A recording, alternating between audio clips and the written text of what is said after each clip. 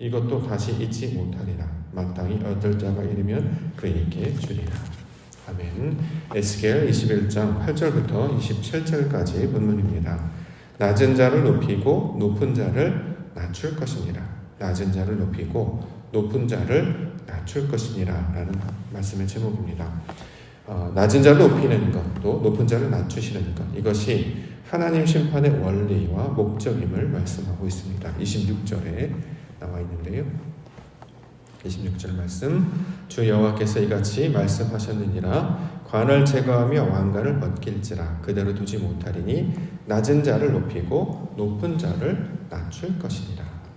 자, 하나님께서 불을 일으키시고 칼을 일으켜서 육체들을 치실 것이다. 이렇게 하나님께서 다스리시겠다라고 말씀하셨습니다. 왜 그러하느냐? 지금 유대 백성이 자고하여서 교만해졌기 때문입니다. 따라서 이 교만해진 마음을 하나님께서 불을 일으키시고 칼을 일으키셔서 심판하시며 치시겠다라고 말씀하고 있습니다. 자, 그러면 이 심판하고 치시는 목적이 무엇이냐? 그 목적이 바로 높은 자였기 때문에, 그들이 교만하여 자고하여졌기 때문에 그들을 낮출 것이다 라고 말씀하고 있는 것이죠. 여기서 낮추다라고 하는 단어는 어떤 존재가 변하는 것이라기보다는 어떤 상태의 변화를 가지고 있는 말입니다. 하나님의 백성임은 확증하여 증거하고 있습니다. 그런데 그 하나님의 백성이 그 마음 가운데 자고하고 있고 교만하고 있다는 거죠. 하나님의 백성임이 변하는 것은 아니고 하나님의 백성임은 확증되어서 계속 지켜지는 것인데, 그들의 마음이 하나님보다 높아지고 말씀보다 높아졌기 때문에 이것을 다시 낮추려고 하는 것이다. 다시 말해 불과 칼을 드셔서 치시는 목적은 진멸하거나 그들을 사라지게 하는 것이 아니라 그들의 상태를 다시 낮추셔서 그들의 마음 가운데 하나님의 뜻을 깨닫게 하시라는 의도가 담겨져 있는 것입니다. 아들이면 아들의 상태가, 아들의 존재가 바뀌는 것이 아니라 그 아들이 아버지의 집에 있는데 다시 아버지 집에서 벗어나 있는 상태임을 알게 하시는 것입니다. 빛의 상태가 아니라 어둠의 상태인 것을 알게 하시는 것이고, 자신 스스로가 높아져 있음을 깨닫게 하시는 것. 자, 이것이 하나님이 심판하시는 것.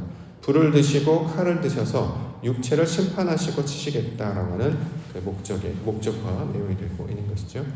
자, 유대 백성들은 원래 하나님께서 거두어 주신 백성이었습니다. 원래 버려진 자였는데 그들을 거두어 주시고 입히시고 먹이셔서 왕후의 화려함처럼 그들을 온전케 세워주셨습니다. 그리하여서 하나님만 온전히 따르며 섬기는 백성으로 살게 해주셨던 거죠. 그런데 하나님의 백성으로 살지 아니하고 다른 것들을 쫓아 나아갔습니다. 하나님을 마치 다른 것 중에 하나를 여기고 자신의 소견에 오른 대로, 자신의 눈에 욕망이 좋은 대로 빛나고 반짝이는 것들을 쫓아갔죠. 그래서 애굽을 따라가기도 하고 아수르를 따라가기도 하고 바벨론을 따라가기도 했었던 것입니다. 자, 이런 자들이 결국에 무너지게 되고 낮추시게 될 것이다. 이것이 하나님의 심판의 내용으로 설명하고 있습니다. 유대 백성들은 낮아지게 될 것입니다. 그런데 이 백성들에 대한 적용과 원리가 유대 백성들뿐만 아니라 모든 민족들에게도 적용되는 원리가 되는 것이죠. 유대 백성들이 높아지면 하나님은 그를 낮추십니다. 어떻게 낮추시냐면 다른 이방 민족들을 드셔서 그들을 낮추시는 거죠. 그래서 그 막대기로, 그 칼처럼 사용된 민족이 바로 바벨론이었습니다. 바벨론이 당시에 세상을 지배했던 가장 큰 족속이었죠. 그런데 이 족속이 자고해집니다. 교만해져요. 스스로 능력이 있고 힘이 있어지다 보니까 자신들이 세상의 최고인 것처럼 생각합니다. 이렇게 높아지게 되면 어떻게 되냐? 그들도 낮추십니다. 이게 하나님의 섭리의 원리가 된다는 거죠. 그래서 역사적으로 우리가 살펴볼 수 있는 것처럼 바벨론 족속은 바사, 페르시아라고 하는 민족에게 멸망을 당하게 됐죠. 페르시아가 세상의 모든 땅을 정복했습니다. 그래서 되게 강성한 민족이 되었던 것이죠. 그런데 그들이 높아지고 자고해집니다. 그럼 어떻게 되느냐? 또 이들도 낮추신다라는 거죠. 그래서 우리가 역사적으로 아는 것처럼 그리스와 로마에게 멸망을 당했습니다. 로마도 나중에는 자고해지고 교만해지니까 로마도 나중에는 멸망당하게 되지요. 자, 이것이 역사적 교훈인데 이게 바로 하나님의 원리가 되는 것이고 하나님 심판의 목적이 되는 것입니다. 높아진 자들을 낮추십니다. 그 목적은 마음을 돌이켜 하나님을 찾게 하시고 다시 하나님의 백성임을 기억하여 돌이키게 하시며 돌아오게 하시는 목적이죠.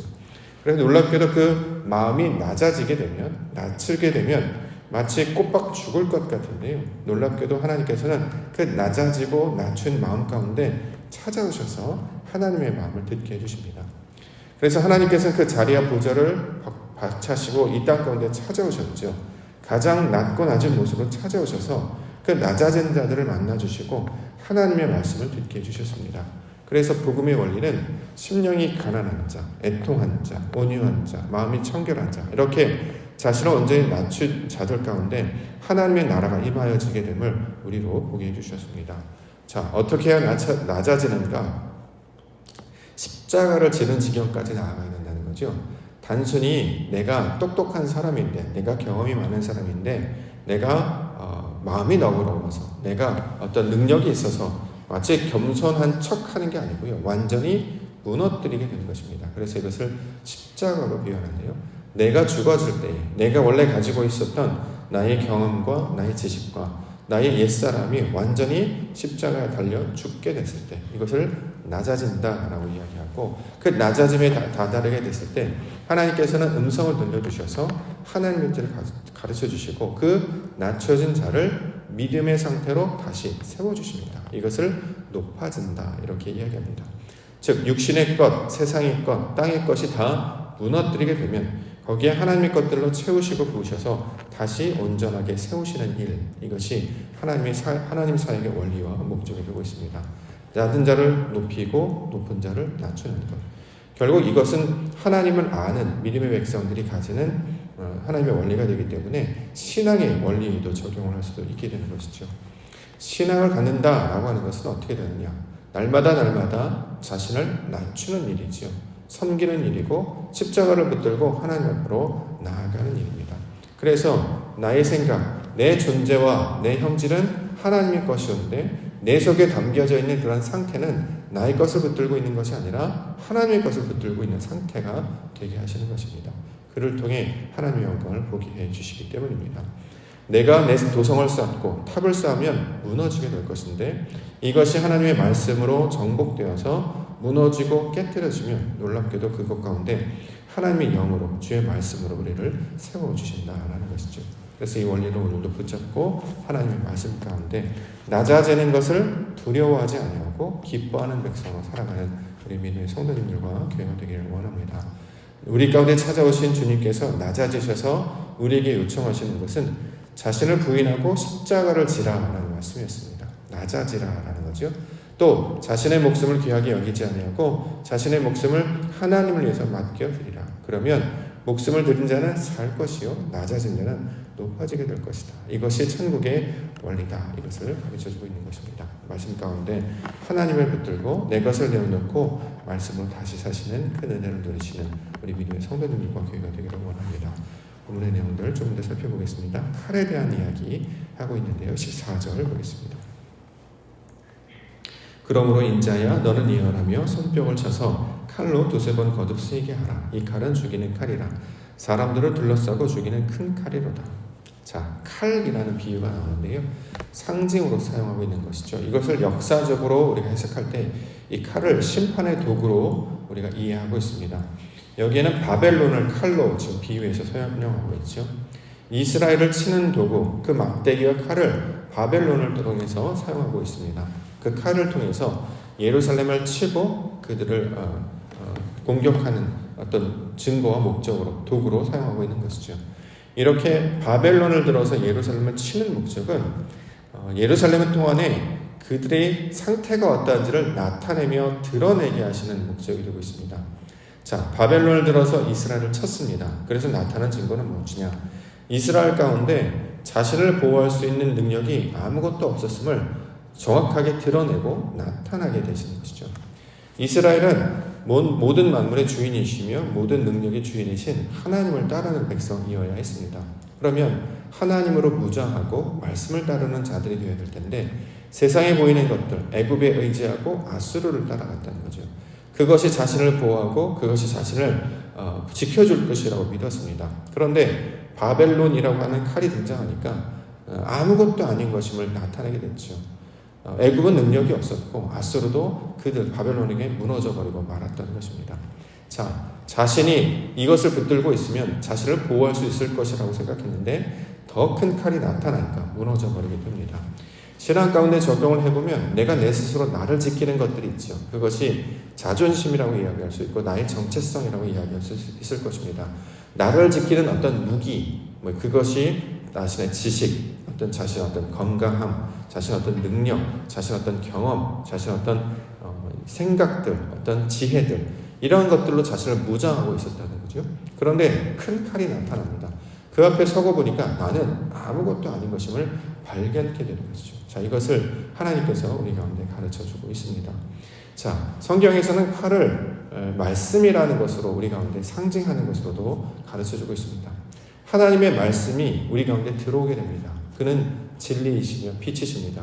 그 빛이시며 진리이신 말씀이 우리 안에 들어오면 내가 가지고 있던 가치체계, 내가 붙잡고 있었던 어떤 지식의 원리, 경험으로 삶의 원리로 알았던 이 모든 것들이 다 일순간에 무너져버리게 되는 경험을 하게 되는 거죠.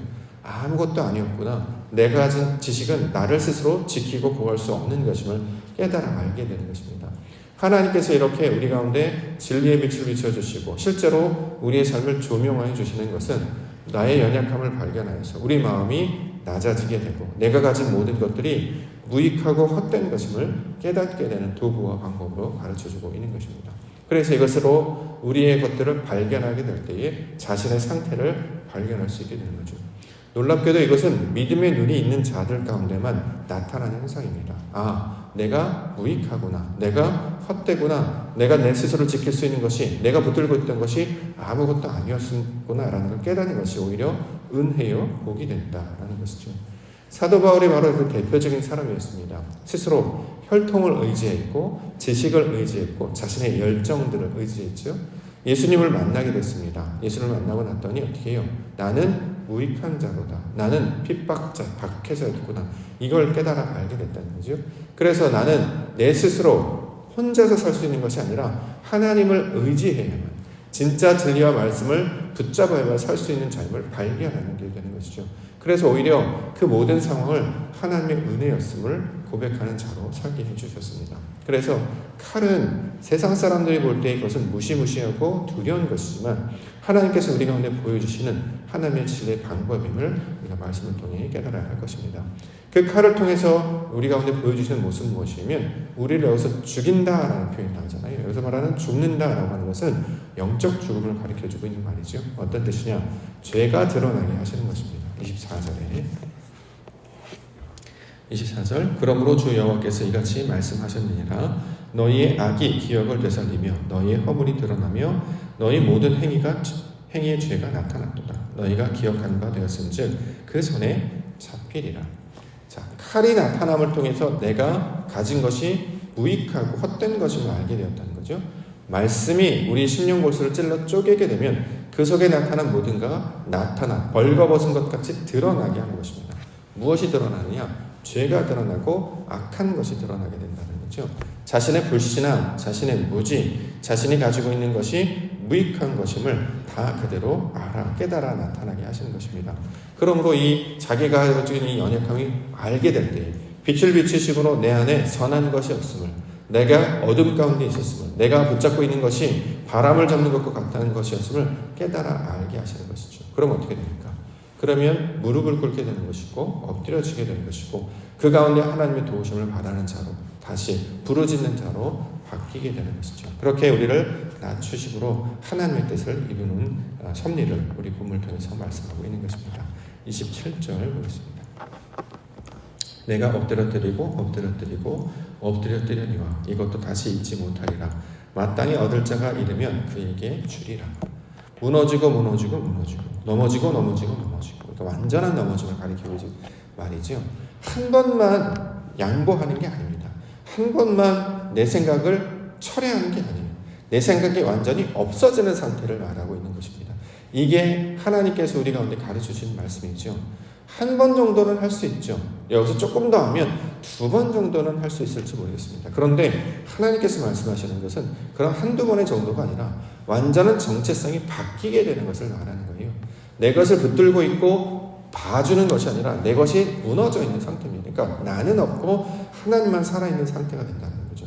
그럴 때에 이것들 해 나가는 자가 있을 때 하나님께서는 다시 그 기회를 그 자에게 맡길 것이다 이야기하고 있습니다. 실제로 성경에서 보면 자신의 것을 내려놓고 온전하게 무너진 자가 없었다라는 거죠. 그것이 오직 예수 그리스도께서만 그 일을 행하셨음을 우리 가운데 보여주셨습니다. 왜냐하면 영적 죽음에 이르기까지 나아가는 자가 아무도 없었기 때문입니다. 자신이 위치도 낮추고 자신의 생각도 낮추고 자신의 방법도 낮추어서 모든 것들을 하나님께 내어 맡기는 완전한 그 자신의 복종의 상태, 완전한 자기의 무너진 상태, 죽음의 상태, 이것은 예수 그리스도께서만이 이 땅 가운데 보여주셨다라는 거죠. 그가 하나님의 아들이심에도 불구하고 하나님이심에도 불구하고 자신의 의지와 뜻대로 하지 않았습니다. 자신을 죽기까지 하나님께 모든 것들을 내어 맡기게 되었죠. 그랬더니 어떤 일이 벌어집니까? 완전히 낮아진 자가 되니까 그가 살리시죠. 이걸 부활이라고 이야기합니다. 자, 이 내용을 우리 가운데 가르쳐 주므로 하나님의 원리와 섭리를 통해서 살아갈 것을 가르쳐 주고 있는 것입니다. 우리가 하나님께서 주시는 말씀으로 오늘도 살아가게 될 텐데요. 이 놀라운 원리를 적용하면서 살라는 거예요. 이걸 권세라고 부른다고 하지 않습니까? 우리가 말씀을 들었다면 그렇게 살아보라 하고 살아내라 라고 우리 가운데 가르쳐주고 있습니다. 낮아짐만 이야기하는 것이 아니라 낮추는 자는 높아질 것이다 라고 말씀도 하고 있다는 거죠.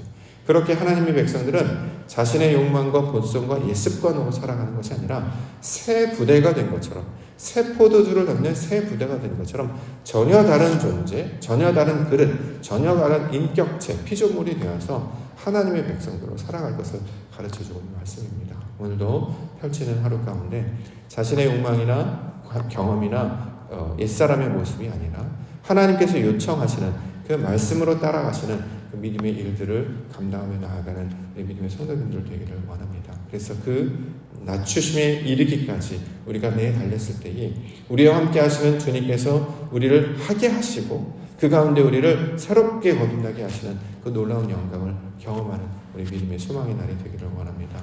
말씀으로 약속하셨으니 우리와 함께 하여 주실 줄 믿습니다. 오늘도 주의 진리의 말씀을 붙들고 예수 그리스도께서 우리와 함께 하셨다는 것처럼 그가 우리 가운데 보내셔서 성령의 약속을 붙드는 자가 그 말씀에 순종하여 그 골방의 기도가 되어서 하나님의 말씀을 붙들 때에 성령의 놀라운 역사가 임재하는 것을 경험하게 됐습니다. 하나님의 뜻을 온전히 깨닫고 그곳 가운데 하나님의 영광을 나타내며 오늘도 주의 진리의 말씀으로 새롭게 되는 은혜의 역사를 경험하시는 성도님들 되시기를 주의 이름으로 축원합니다.